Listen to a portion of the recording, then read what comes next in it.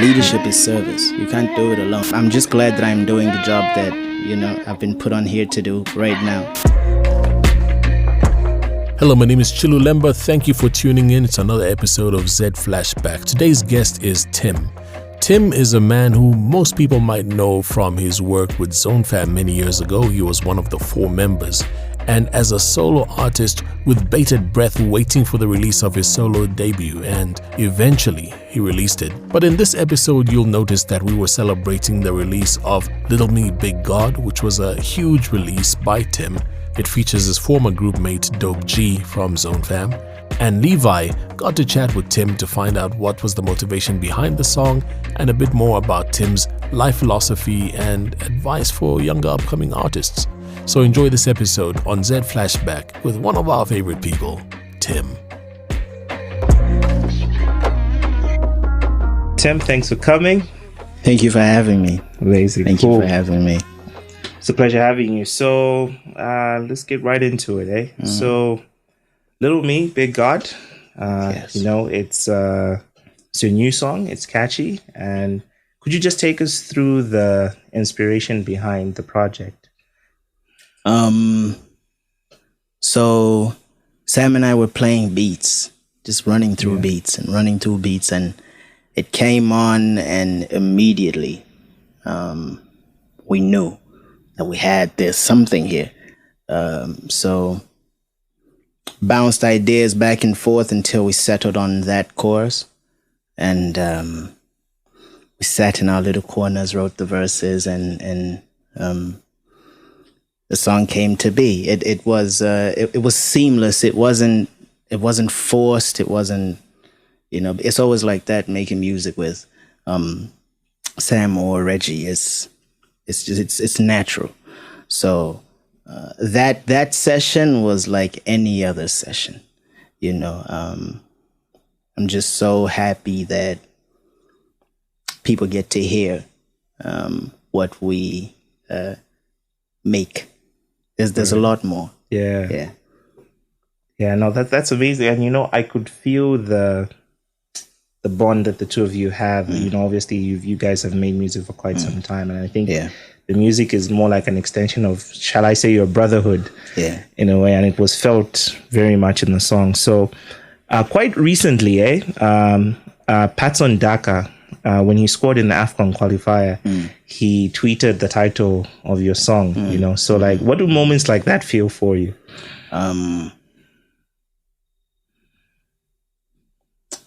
It's humbling.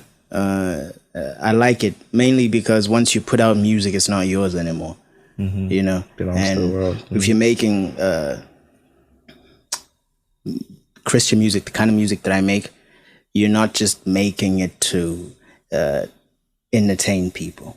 You want it to touch people, to make them feel a way, or to drive them towards a certain direction, thought-wise, or whatever it is that you're trying to convey. So seeing that is humbling, because then it's not just because it's a nice beat or it's a nice song. It impacted him in a way that's a lot more than just ear candy. So I'm glad, man. I'm just glad that I'm doing the job that I've been put on here to do right now. So seeing the song do what it's doing it's amazing, man. God is good. Amen, bro. Yeah. Amen. And when it comes to timing in music, shall I say, it's everything. So specifically for you, how do you know it's the right time to drop music, considering people like want more music from you, maybe even an album? So like, how do you know when is the right time to drop music? Man, it's always, see, the thing about it is it's always the right time. Yeah, wow. It's always the right time. It's just is the material ready at that time or not? And many times I thought, man, I should have put the album out so and such many years ago. But what I deem as an inconvenience God laughs, you know, because it's like, no, I know I've set this whole thing in motion. I know when you will put the album out, you know, so it's really not up to me. All I will say is every time is the right time, because I can go to sleep today, tomorrow, wake up tomorrow, and I hear a voice in my head. God tells me, put out another song in the next 2 days. I'll have no choice but then to start bugging my distributor. You know, to see can we find a way to expedite this situation? But yeah, I'm just a conduit, man. I'm in no position a decision maker. Yeah. Wow, that is so humbling, you know, for you to say that in a way, because you know, as a creative myself, you know, it's I'm often driven by deadlines instead of my inner voice. And, you know, that is a beautiful piece of nugget that I think I'll take away from this. Hopefully the people watching as well will take that away. I hope so, man, because creatives, we find ourselves getting depressed because of deadlines and timelines and pressure, external pressure, you know, and you can't work or you can't give your best when you're in such a state. So just block it out, man. All right. So now, you know, lyrically, without a question, I think one of the best Zambia has to offer. Thank you. You know, and considering like where you started your career, the fan base you gained from there, and even now your new direction. Would you say that your music is influenced by the world around you, or in a certain way, is it influenced by your faith in that sense? Definitely my faith. Definitely my faith. See, I'm not making music to impress people. I'm not even chasing a hit song. You know, I just want to make music that'll impact people. Music that someone's going to put on, and afterwards they like, man, I have a few things to think about. Or it moves them from a sad state to a place where they feel loved. Or, you know, I don't want to be impressive. That's so my faith. It's my faith, all of it, because this gift that I have God didn't give it to me in bits and bobs. You know, he gave it to me complete. So it's just on me to keep searching it now. So how much faith do I have in God? Do I have faith that he can help me write an album that syncs so well, and if you play it back to front and front to back, it's the same message? And if you want to, because that's the kind of stuff that I like, you know. So do I believe that he can help me do that? Yes, because the gift in itself is perfect. I just have to grow into it, right? So the kind of music I make is entirely dependent on my faith in Jesus. Okay, well, so now we all know that behind the scenes you do a lot of work, you know, and a few artists come to you seeking advice on a few things to tinkle here and there. And could you tell us a side that you experience in that space that probably people don't know? You know? I do sequencing, engineering, really, writing for other musicians. It's beautiful. It has, music shouldn't go hand in hand with the ego, because once you do that, I don't think it's something you can do on your own. Music is collaboration either way, right? You can write. I mean, I know there are people who make the beat, write the song, mix, master, then put it out, the whole thing. There's still a collaborative point somewhere. Someone else must be involved somewhere.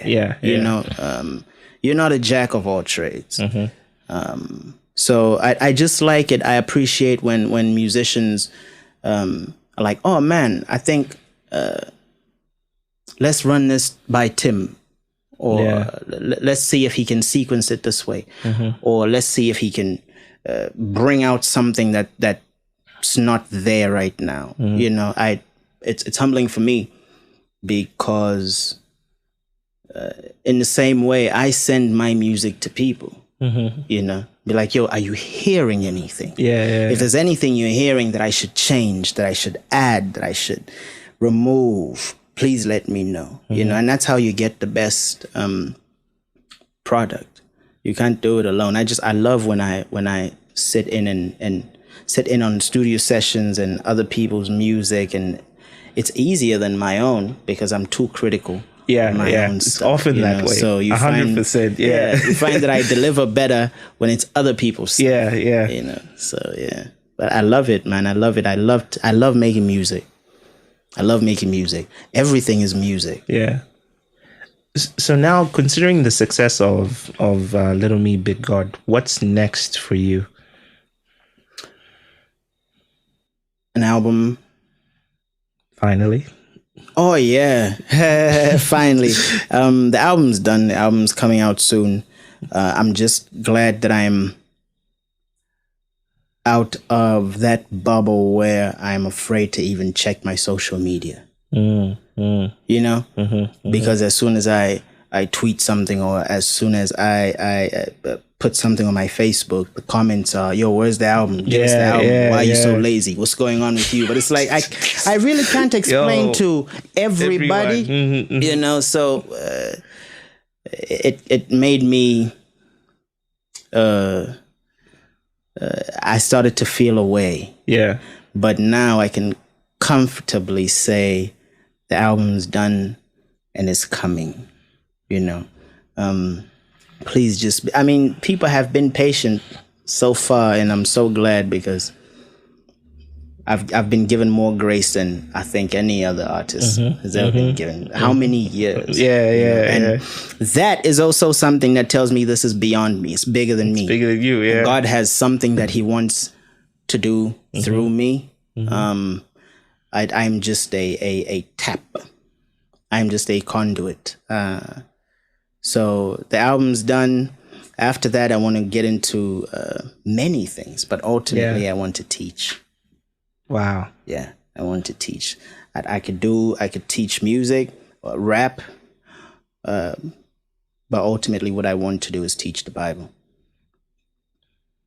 And you know, I think I've gotten a sense of your, I don't know if this is a word you like to, or like be associated with, like a mentor figure. Because when you mentioned that, you know, other artists come to you for advice on songs, and then now you're mentioning you want to teach. Yeah. I think possibly will it be possible as you as a mentor in the next, as one of the next steps, you know? Yeah. Because man, look, some of the information that I have, some of the things that I have learned, most of the things that I have learned, I wish I learned earlier. Wow. Yeah. You know, and we had people who would, you know, call us, sit us down and be like, yo, you know, or move this way. Yeah. Move that way, you know? So that game that we were given and we're still being given now, I would like to pass it on to people so that if say, for instance, I learned about A at 29 years old or 33 years old or whatever it is, however old I was or am at the time, I would like to teach it to someone so they can know it at 25 or 21, you know, so then they can teach someone else when they're younger.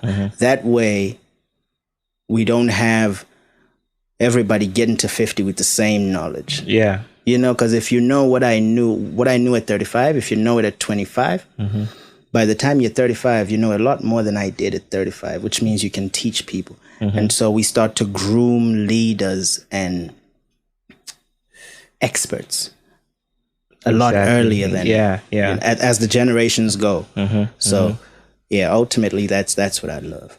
And you know, it's crazy you mentioned that because for me personally, there's someone who paid a price for me to know something that they've taught me. You know, for instance, is someone studied, let's say, 8 years or experienced a piece of information for 8 years. Yeah. And when they tell it to me in 2 minutes, it will affect me for another 8 or 5 years. Yeah. And I won't make that same mistake, you know. And I feel like what you're doing or the mindset you have is such a beautiful thing, because often we safeguard, we keep information to ourselves, thinking that we're empowering ourselves. But the true growth, the true message is passing it on to someone else. Leadership is service. Yeah, 100%. I agree with that, 100%. So, you know, to close it off, I think the question that most people wish to know is, will Zone Fam ever rock a stage together again? I wish I could say no. I wish I could say yes. I don't know. I'll tell you why. Yeah. In my own physical capacity right now, I could say no, right? Because where I am now, I don't think I want to get on stage and start to recite those lyrics that I used to kick 10, 12 years 10 years ago, yeah. Right? But that's me. What happens if tomorrow I wake up tomorrow and God says, "Oh, you guys have to do a Zone Fam project"? You get what I'm saying? So I don't know. I don't know. It's really not up to me. We make plans and God laughs. So so you never know. Tomorrow things may happen, and God may tell all of us to just sit and you know, either do a project or song or whatever it is, right? So I don't want to say yes or no, because I don't know. I'm you know, I don't want to put something out there and then later on it'd be like, man, I was wrong. I should have just, you know. So I don't know. But is it possible? Of course. All of us are in touch. Yeah. Is it priority right now? Not for any of us. You know, because man, we're grown men exactly now, you know. Yeah. Zone Fam was what, 9-10 years ago. So it's not priority for any one of us, but also it's something that we all treasure, because that was God. That, you know, the way the things just happened and the way the whole like thing lightning in a progressed. bottle, you know. Yeah. So I don't know. But it'd be so easy to make music with the guys again, with all four of us. It'd be so easy, man. We can knock out an album in a weekend or something, you know. Because we all know each other that well. So well, yeah. But yeah, I don't know. It's just not priority for any one of us right now.